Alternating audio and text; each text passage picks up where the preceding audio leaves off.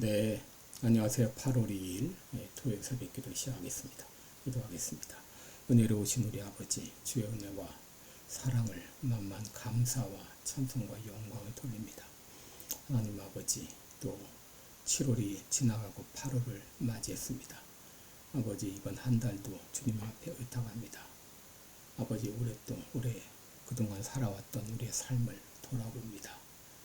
아버지요, 많은 씨를 뿌렸는지, 또 열심히 뿌린 씨를 갖고 왔는지, 이제 가을에 열매 맺을 준비가 되었는지 우리 자신들을 돌아봅니다. 하나님 아버지, 이제 밤이 되기 전에, 겨울이 오기 전에 열심히 씨를 뿌려서 아버지 열매를 맺을 수 있는 준비를 하게 하여 주옵소서. 아버지요, 오늘 하루도 주님 앞에 의탁합니다. 친히 인도해 주시고 매 순간순간이 하나님과 함께하는 삶이 되게 하여 주옵소서.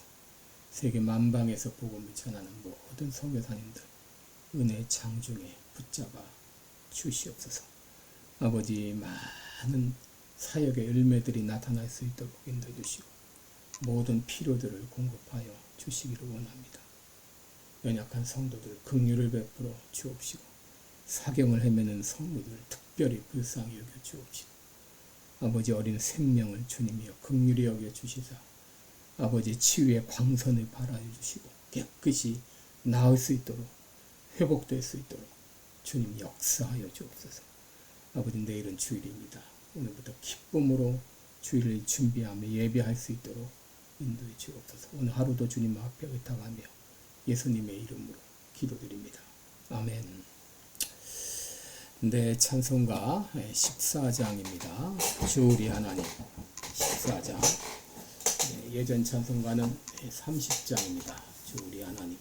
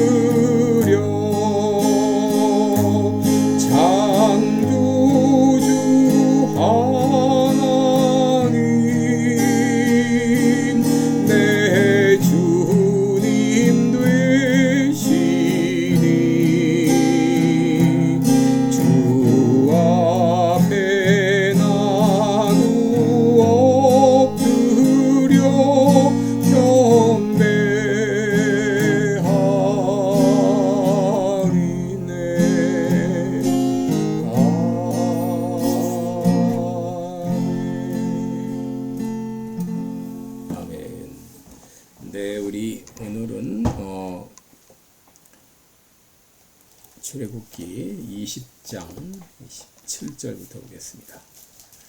출애굽기 20장 17절부터 18절부터 21절입니다.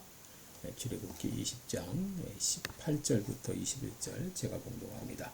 못 백성이 우레와 번개와 나팔 소리와 산의 연기를 본지라 그들이 볼 때에 떨며 멀리 서서 모세에게 이르되 당신이 우리에게 말씀하소서 우리가 들으리이다.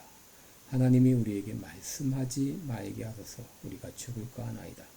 모세가 백성에게 이르되 두려워 말라. 하나님이 강림하심은 너희를 시험하고 너희로 경외하여 범죄치 않게 하려 하심이니라.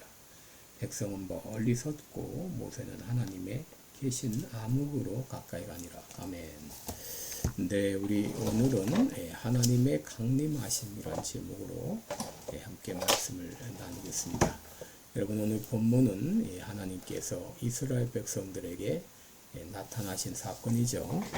하나님께서는 시내산 꼭대기에 강림하셔서 모세를 부르시고 모세에게 십계명의 말씀을 주셨습니다. 그리고 백성들에게도 자신의 강림을 나타내 보이셨습니다. 그러면 하나님께서 강림하실 때 그 모습은 어떠했고 그것이 어떤 의미를 가지고 있는지 함께 나누겠습니다. 먼저 하나님이 강림하실 때 그 모습은 어떠했나요? 18절에 보시면 하나님께서는 우레와 번개와 나팔 소리로 그리고 연기를 통해 자신의 강림을 알리셨습니다. 여러분, 우레는 천둥을 말하죠. 이 천둥과 번개 그리고 나팔 소리와 연기는 하나님께서 임재하실 때 나타나는 자연적인 현상이다 라고 말할 수 있습니다.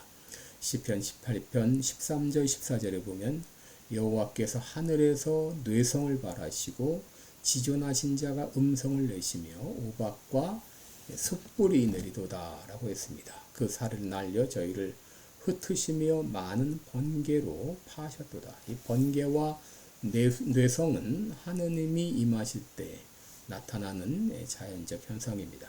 요한계시록 4장 5절에도 보좌로부터 번개와 음성과 뇌성이 나고 보좌 앞에 7 등불 켠 것이 있으니 이는 하나님의 7 영이라 라고 했습니다. 여러분, 나팔 소리는 이 양각 나팔 소리를 말합니다. 이것은 중요한 사건이나 특별히 하나님께서 강림하실 때 이를 알리는데 자주 사용되었습니다. 그리고 산을 뒤덮은 연기는 출애굽기 13장 21절 이하에 있는 대로 구름기둥과 같이 하나님의 임재를 연상시키는 자연 현상입니다.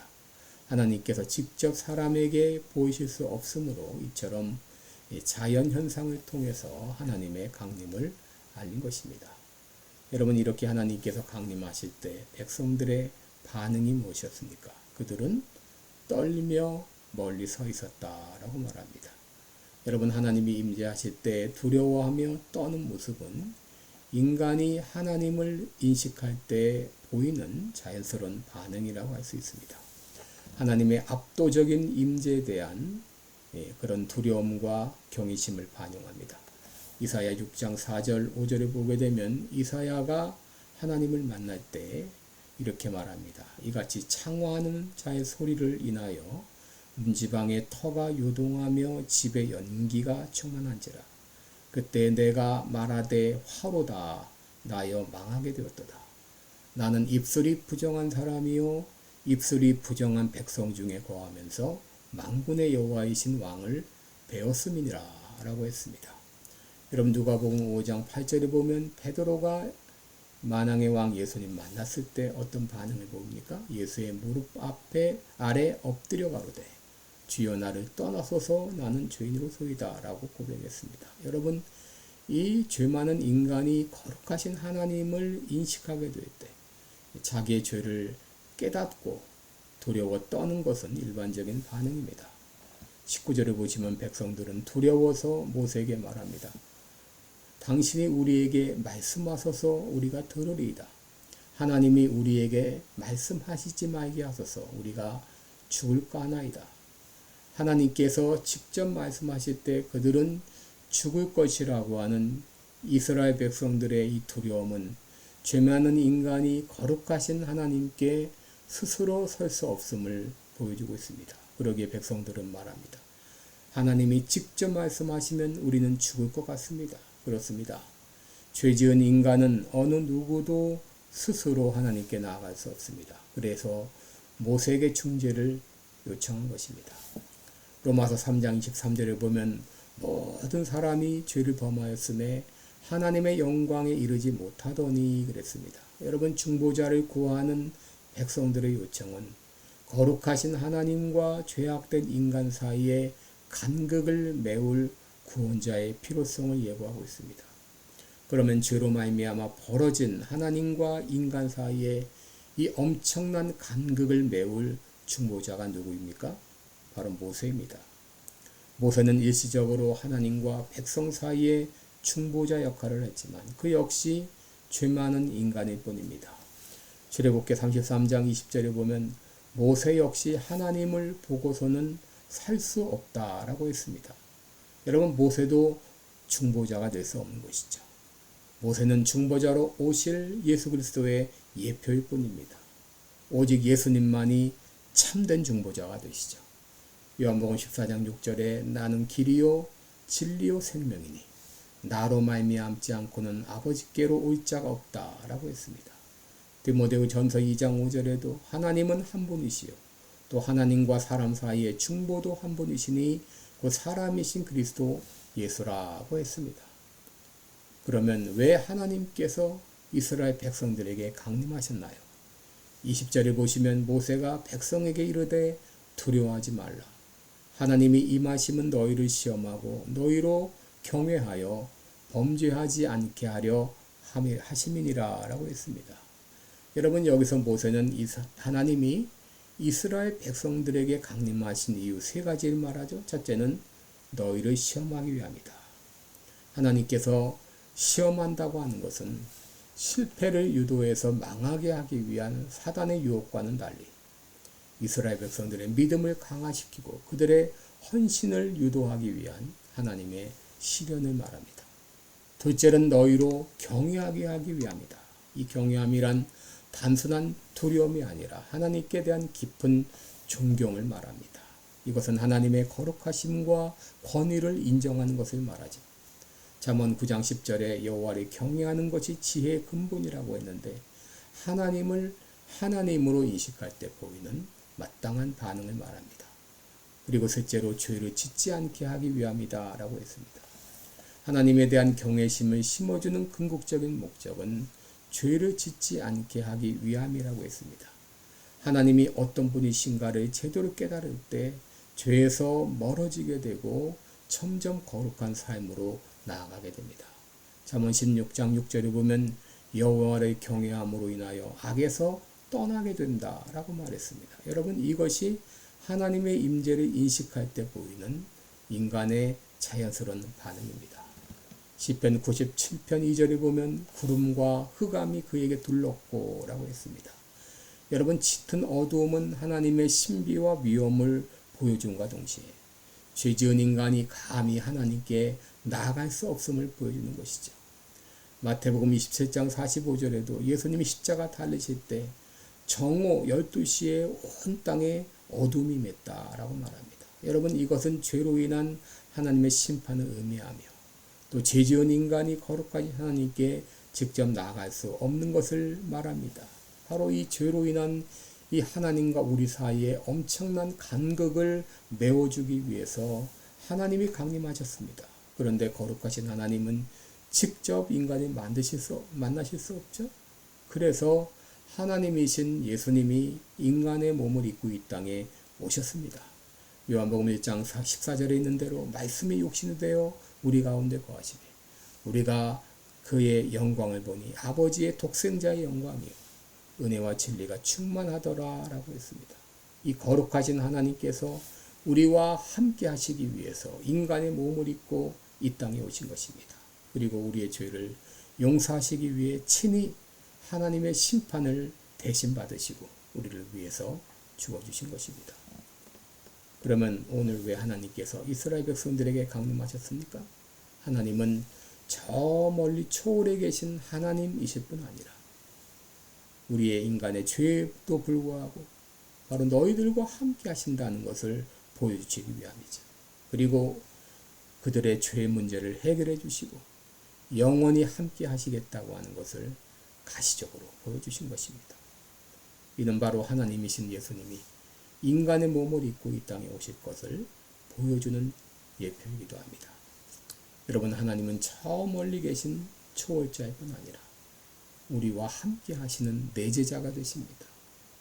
바로 하나님께서 우리와 함께 거하시기 위해서 인간의 몸을 입고 이 땅에 오신 분이 바로 예수님이십니다.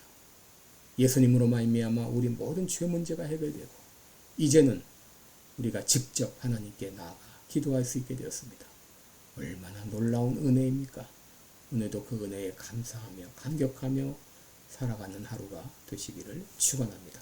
기도하겠습니다.